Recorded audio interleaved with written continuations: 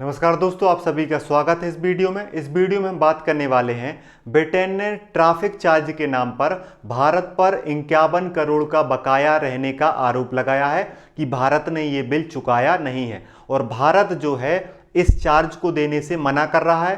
साथ में अमेरिका और जापान ने मना किया है। क्यों मना किया है, ये चार्ज क्या है, ये मामला क्या है, आइए वीडियो में समझते हैं। ब्रिटेन का 51 करोड़ का चालान, भारत का इंकार, अमेरिका और जापान पर भी है करोड़ों रुपए का बकाया। आइए इसको आगे वीडियो में जानते हैं क्या हुआ है। ब्रिटेन और भारत के बीच कंजेशन जो चार्ज है उसको लेकर विवाद है, जिसमें राजनयिक छूट और शहरी कानून की जो विवाद है वो इसकी प्रमुख जड़ मानी जा रही है। ऐसा माना जाता है कि डिप्लोमेट्स को जो है वो टैक्स देने में रिलैक्सेशन मिलता है, लेकिन यहां पर ब्रिटेन जो है कंजेशन चार्ज के नाम पर टैक्स मांगने का प्रयास कर रहा है, जिसका भारत भी विरोध कर रहा है, अमेरिका भी विरोध कर रहा है और जापान भी विरोध कर रहा है। और इन्होंने अभी तक चुकाया नहीं है, करोड़ों रुपए का इन तीनों पर बकाया है। तो मामला क्या है, ब्रिटेन में एक संस्था है ट्रांसपोर्ट फॉर लंदन, TLF जो है, उसने लंदन में जो भारतीय उच्चायोग है, भारत जो हाई कमीशन है, उसको एक बिल भेजा है जिसमें लिखा है कि लगभग 9 मिलियन यूरो से अधिक, भारतीय पैसे में कहा जाए तो लगभग 91 से 95 करोड़ के बीच का कंजेशन चार्ज का जो है वो बकाया है। ये कई सालों का बकाया है, 10 से 15 साल हो सकते हैं जिसका बकाया है, जिसका बिल भेजा गया है। यह शुल्क उन वाहनों पर लगता है जो सेंट्रल लंदन में प्रवेश करते हैं और वहां पर चलाया जाता है। प्रतिदिन की दर जो है 15 यूरो प्रतिदिन है। तो भारत के उच्चायोग को एक बिल भेजा जाता है जिसमें लगभग 9 मिलियन से ज्यादा यूरो का वो बिल है और इस पे लिखा जाता है कि जो उच्चायुक्त के द्वारा, जो हाई कमीशन के द्वारा जो कारें, जो वाहन यूज किए जा रहे हैं, उस पर डेली के हिसाब से जो दर लगता है उसका बिल बना के भेजा गया है। और इसमें भारत तीसरे मामले पे है। अमेरिका पे जो बिल बकाया है वो 14.6 मिलियन यूरो का है, जापान में जो बकाया है वो 10.1 मिलियन यूरो का है और भारत पे लगभग 9 मिलियन यूरो का बकाया है। भारत, अमेरिका और जापान जैसे देशों ने इस चार्ज का भुगतान नहीं किया है। वे कहते हैं कि यह ये टैक्स है और 1961 के Vienna convention on diplomatic relations के तहत राजनयिक टैक्स से मुक्त हैं। देखिए, जो ट्रांसपोर्ट फॉर लंदन है वो कहता है ये टैक्स आपको देना पड़ेगा क्योंकि ये टैक्स नहीं, चार्ज है। भारत, अमेरिका और जापान कह रहे हैं कि जो वियना कन्वेंशन है 1961 का डिप्लोमेटिक रिलेशंस का, उसके तहत जो राजनयिक होते हैं, जो राजदूत होते हैं, जो डिप्लोमेट्स होते हैं, उनको टैक्स में रिलैक्सेशन दिया जाता है। उनसे देश जो हैं वो टैक्स नहीं ले सकते। मतलब कि जो हाई कमीशंस होते हैं, जो दूतावास होते हैं, वहां पर काम करने वाले लोग उस देश में टैक्स फ्री होते हैं। इसके लिए वियना में कन्वेंशन किया गया। लेकिन मामला कहां फंस रहा है, एक कह रहा है कि फीस है, ये चार्ज है, और एक कह रहे हैं कि ये टैक्स है। इस वजह से ये बिल भेजा गया। तीनों देशों पर करोड़ों रुपए का बिल बकाया है और तीनों देश जो हैं भुगतान करने से मना कर रहे हैं। अब ब्रिटेन का इसमें तर्क क्या है, देखो, ब्रिटेन का जो तर्क है, ब्रिटेन ने बोला है कि ये टैक्स नहीं, ये तो क्या है, शुल्क। उन्होंने कहा टैक्स से रिलैक्सेशन है कन्वेंशन में, लेकिन शुल्क से नहीं है। तो ब्रिटेन कहता है कि ये टैक्स नहीं है, ये क्या है, सर्विस चार्ज है, एक शुल्क है। एक ऐसा शुल्क है जो ट्रैफिक प्रदूषण को नियंत्रित करने के लिए हर वाहन से लिया जाता है, चाहे वो राजनयिक वाला वाहन हो, डिप्लोमेट्स का वाहन हो या नागरिक का वाहन हो।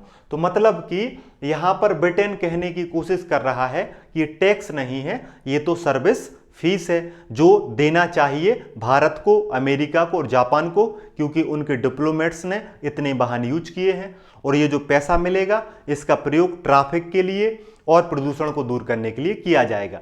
लेकिन इस पर भारत का और अमेरिका और जापान का तर्क क्या है, भारत ने कहा है कि राजनयिकों को रियायत है, इस वजह से आप जो है वियना कन्वेंशन का उल्लंघन कर रहे हैं। कन्वेंशन चार्ज के नाम पर आप क्या कर रहे हो, टैक्स ले रहे हो जो बाध्यकारी है, और आप किसका उल्लंघन कर रहे हो, वियना कन्वेंशन में स्थानीय टैक्स की प्रति छूट है, इस वजह से आप क्या कर रहे हो, उसका उल्लंघन कर रहे हो।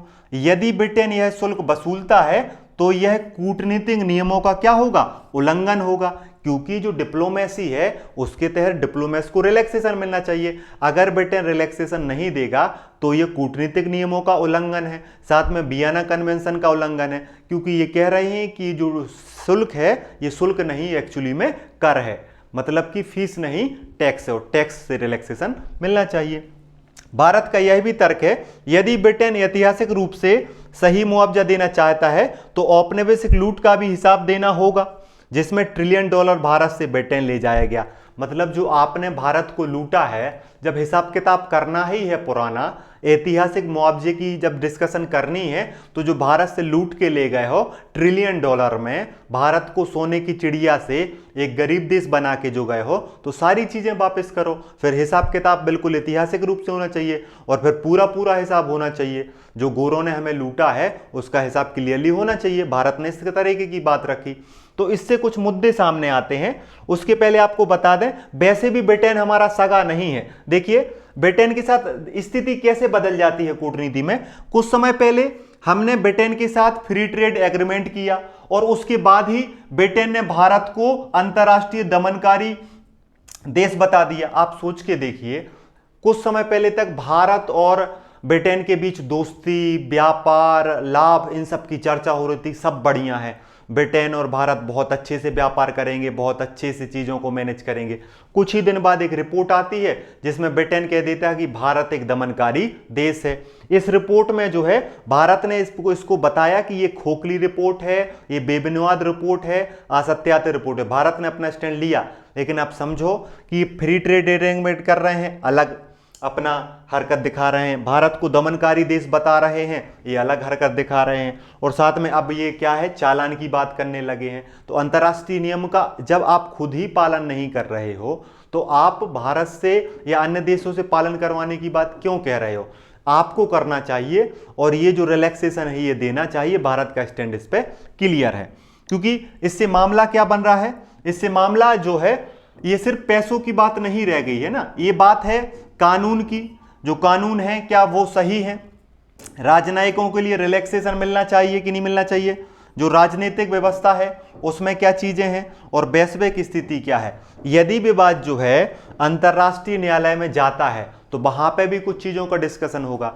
मतलब कि यहां पर यह मामला बढ़ रहा है कि अंतर्राष्ट्रीय कानून ज्यादा बड़े हैं कि लंदन जैसे शहरी कानून, मतलब शहर के कानून लागू किए जाएंगे और उल्लंघन किया जाएगा अंतर्राष्ट्रीय कानून का, तो ये फिर सही नहीं रहेगा। क्योंकि अगर मामला जो है वो इंटरनेशनल कोर्ट ऑफ जस्टिस में जाता है तो इस बात की संभावना है कि यहां पर क्या कंजेंशन चार्ज टैक्स है इस पर डिस्कशन होगा, और क्या वियना कन्वेंशन में इसकी छूट मिल सकती है इस पर डिस्कशन होगा। क्योंकि यहां पर समस्या जो मैं निकल के सामने आ रही है वो ये आ रही है कि अगर स्थानीय समस्याओं को हल करने के लिए नीतियां बनाई जाती हैं तो क्या उसकी वजह से अंतर्राष्ट्रीय चीजों को, वैश्विक संधियों को उनके पीछे खड़ा होना पड़ेगा, या स्थानीय नीतियों को अंतर्राष्ट्रीय नीतियों में आपस में टकराना पड़ेगा? क्या ये मेन समस्या है। आप सोच के देखिए, अगर लंदन का कानून मान लिया जाए और अंतर्राष्ट्रीय कानून नहीं माना जाए तो फिर अंतर्राष्ट्रीय कानून बनाने का मतलब ही क्या है? फिर दुनिया बहुत सारे अंतर्राष्ट्रीय कानून नहीं मानेगी, यूनाइटेड नेशन का मतलब वैसे भी खत्म है और खत्म हो जाएगा। इसीलिए यहां पर यह विषय अगर इंटरनेशनल कोर्ट ऑफ जस्टिस में जाता है तो इन मुद्दों पर डिस्कशन होगा। आप इस बारे में क्या सोचते हैं हमें जरूर बताइए। पढ़ते रहिए, मुस्कुराते रहिए और अपना ध्यान रखिए। जय हिंद, जय भारत।